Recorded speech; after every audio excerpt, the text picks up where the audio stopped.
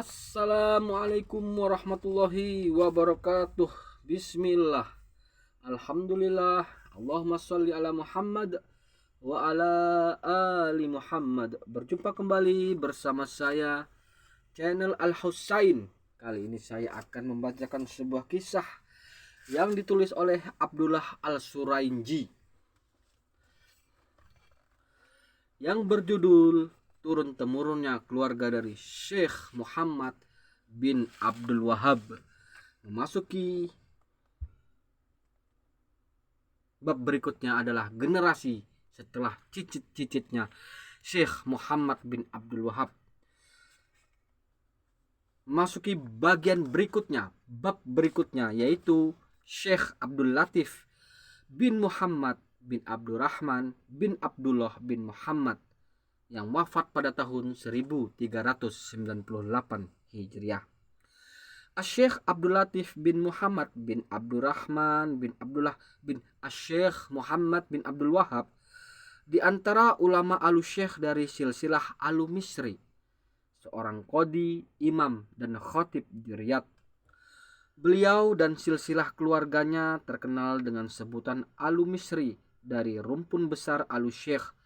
Sebabnya karena leluhur mereka Syekh Abdullah bin Syekh Muhammad bin Abdul Wahab adalah sesepuh Al-Syekh yang diasingkan dari Dir'iyah ke Kairo oleh Ibrahim Pasha, anak Muhammad Ali Pasha, yang pada saat itu menyerang Dir'iyah.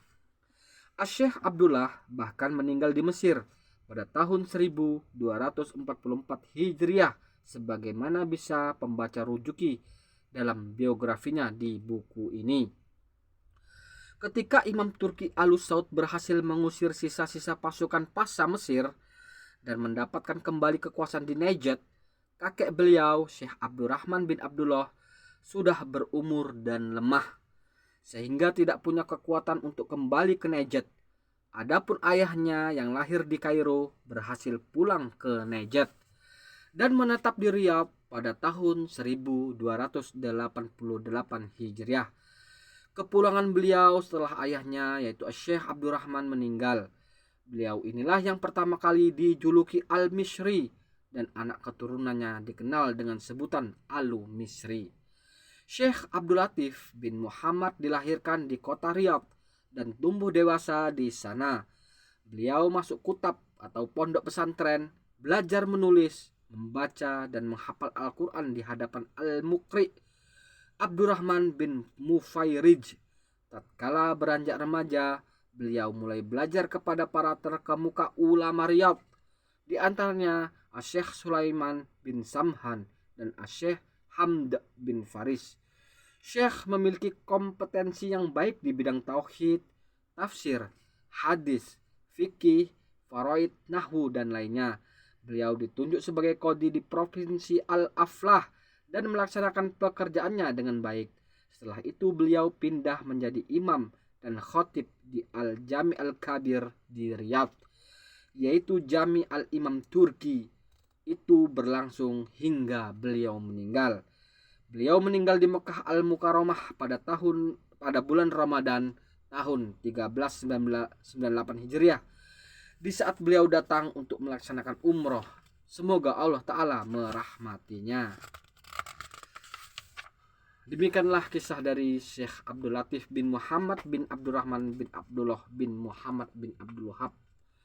Sejarahnya tidak banyak, cuman singkat karena gak ada perjalanannya dia dalam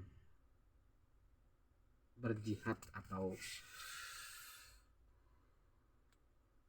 berdebat dengan ulama-ulama di zamannya. Semoga kita bisa menjadikan referensi bacaan.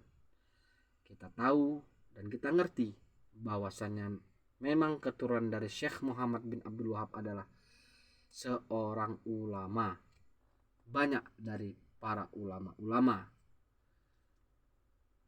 Semoga kita bisa menjadikan anak-anak kita sebagai ulama.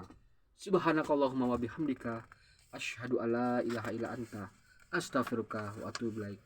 Assalamualaikum warahmatullahi wabarakatuh.